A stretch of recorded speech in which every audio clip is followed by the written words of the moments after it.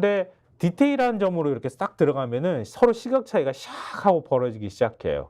그러니까 의제와 관련해서도 이 의제는 민주당은 이렇게 가고 싶은데 사실은 보수에서 볼 때는 받아들이기 어려워. 그러면 어떻게 가면 좋을까? 이런 것을 궁리하는 그런 모습들이 신문에서 나타나기 그렇죠. 시작해요. 그러니까 영수회담 하려면 구체적인 의제가 테이블에 올라와야 되지 않습니까? 네. 그래서 어떤 의제가 테이블에 올라가는 건지 그리고 그 의제들에 대한 각각의 입장은 어떻게 될 것인지 최종적으로 뭐가 수용되고 뭐는 거부될 것인지 등등을 이제는 막 전망을 하는 단계가 있는 거죠. 지금 네, 신문들이. 맞아요.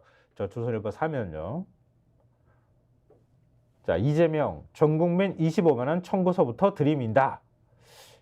좀 제목이 그래 좀 보면. 네, 뭘 들이밉니까 또? 확 들이밀면서 이렇게 해줘 이렇게 얘기할 거라는 거 아니에요? 청구서랄 건 또 뭡니까? 뭔 청구서죠 그게? 만나달라고 대통령이 먼저 얘기했는데 뭘 청구서를 들이밀어? 총선에서 승리한 청구서를 들이민다는 뜻일까? 모르겠습니다. 하여튼 이렇게 쏙 제목이 이렇게 쏙 좋아 보이진 않는데 어찌됐든 간에 지금 민생회복지원금 이재명 대표가 1인당 전 국민 25만 원 지금 얘기를 하고 있잖아요. 그거부터 의제에 올리려고 할 것이다. 이렇게 조선일보가 얘기하고 있는 거잖아요. 그렇죠.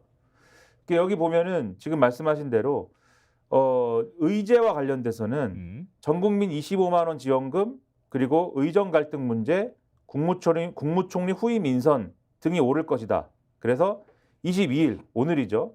한호섭 대통령실 정무수석 비서관하고 천준호 민주당 대표 비서실장이 만나서 시기와 의제 등을 두고 협의를 할 것이다. 네. 이렇게 표현이 되고 있는데 네. 최우선 의제가 민생 문제일 거다라고 예상을 하고 있습니다. 그쵸. 그리고 이재명 대표가 총선 기간 동안 전 국민 1인당 25만 원의 민생회복지원금을 주장을 했기 때문에 이것의 수용을 요구할 가능성이 크다라고 전망을 하고 있는데 여기서부터 양측이 충돌할 거다.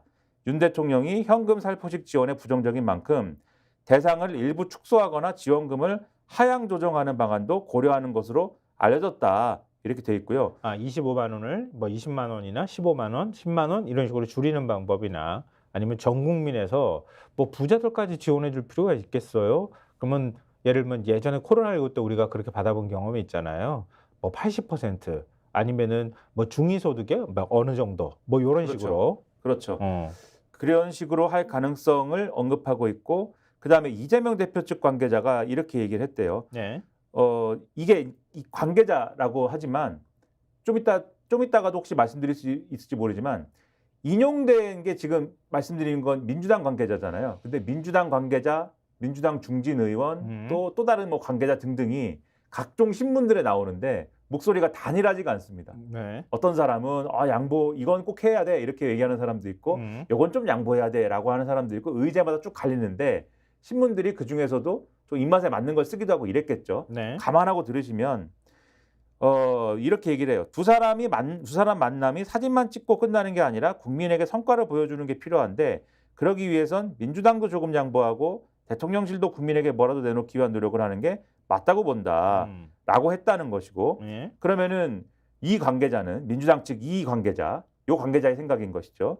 이 관계자는 이러한 이제 용산의 어떤 절충안 이런 것들을 수용할 가능성도 있다. 뭐 이런 얘기를 하는 것 같고 그다음에 그럼 이걸 민주당이 일부 수용한다면 그러면 나머지 부분에서는 뭘 얘기를 하느냐 이렇게 돼 있어요. 의정 갈등으로 인한 의료 공백 사태 해결책과 전세 사기 특별법, 양곡관리법 등 민생 관련 현안들도 논의 테이블에 오를 것으로 보인다. 조선일보 이렇게 전망하고 있고 그다음에 윤 대통령은 이 대표에게 국무총리 인사 추천을 받을 것으로 알려졌지만 이 대표 측은 아직 정해진 바는 없다고 했다.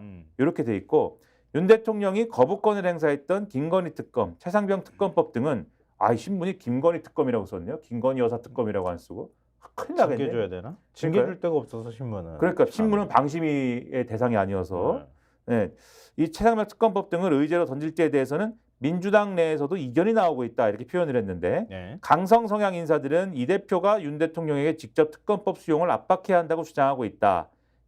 그러나 오랜만에 협치 분위기가 조성된 만큼 의제에서 빠져야 한다는 주장도 나온다. 이렇게 돼 있습니다. 그리고 한편 여당 내에서는 전 국민 25만 원 지원금은 안 된다는 목소리도 나오고 있다. 뭐 이 얘기하고 있습니다. 네. 그러면은 다른 신문은 어떻게 보고 있는지도 보여드릴까요? 경향신문 일면 한번 보시죠. 자, 민생지원금, 최상병 특검.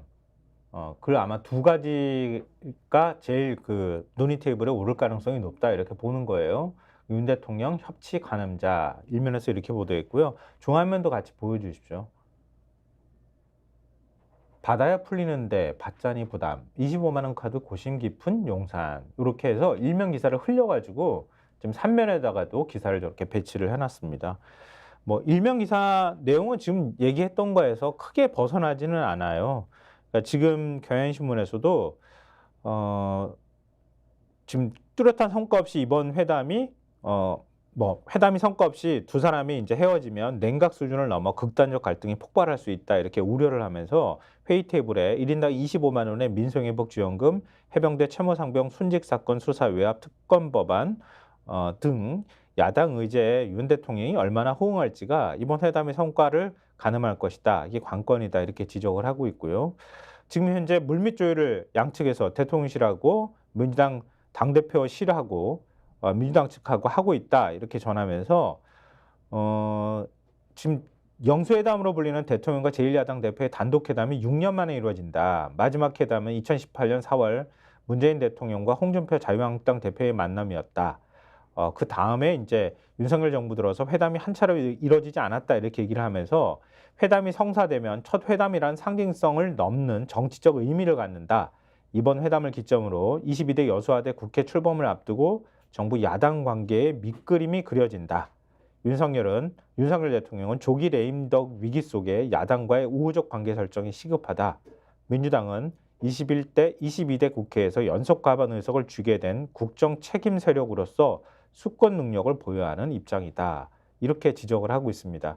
그래서 양측이 최우선 의제로 민생을 내세우면서도 이를 고리로 협치를 언급할 거라는 전망이 많다라고 얘기를 하고 있습니다. 그 다음에 이제 테이블에 오를 것도 얘기를 조금 더 구체적으로 하고 있는데요. 고물가 고환율, 고유가 상환 관리에 대한 의견 공유도 이루어질 수 있고 또 지금 이번 회의 테이블이 정례화되거나 여야정 정책 협의체 구상들도 테이블에 오를 가능성이 있다 이렇게 경향신문은 전하고 있습니다. 네. 그러니까 이게 아까 말씀드린 것처럼 역시 윤석열 대통령은 조기 레임덕 상황에서 우호적 관계를 야당하고 마련하면서 정치력으로 돌파해야 되는 그런 상황이기 때문에 네. 그리고 민주당 입장에서는 또 수권 능력을 증명해야 되는 상황이기 때문에 그렇기 때문에 민생을 고리로 협치를 얘기를 하고 그러면서 뭔가 윤석열 대통령은 국정기조 일부 전환을 얘기하고 야당은 그것을 고리로 해서 우리도 협조할 것은 협조하겠다.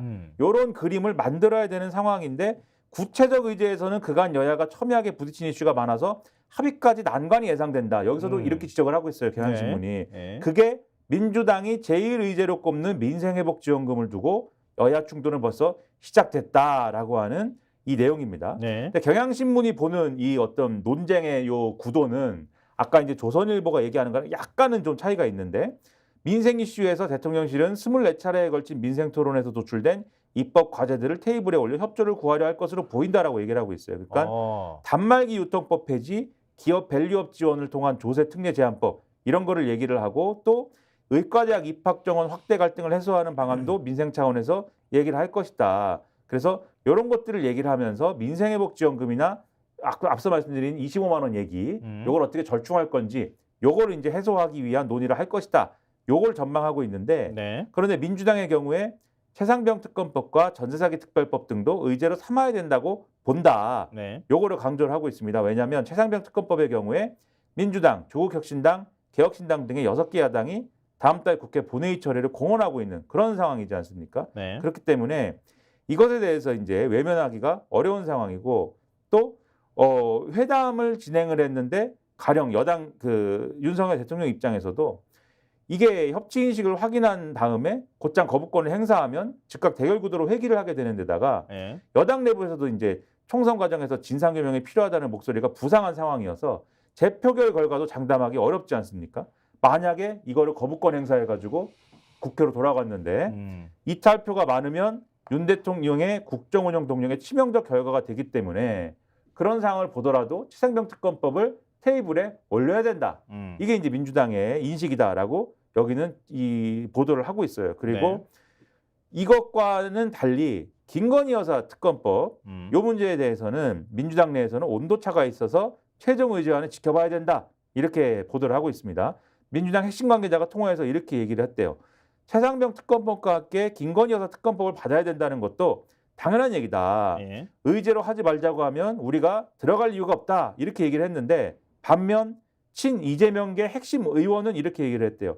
기본적으로 만남을 정례화하고 수시로 통화를 하는 게 앞으로 좋고 그 전제는 신뢰다. 그런데 김 여사 특검법 얘기하면 예의가 아니지 않느냐. 대화를 하기가 더 어려워질 것이다. 이렇게 얘기를 하고 있어서 온도차가 있다 이거는. 이렇게 전망을 하고 있습니다. 스픽스는 말하는 언론입니다. 대세는 유튜브, 그중에서 스픽스. 좋아요, 댓글, 구독, 알림 설정. 여러분이 저희를 사랑해 주시고 우리가 여러분을 사랑하는 4가지 방법입니다.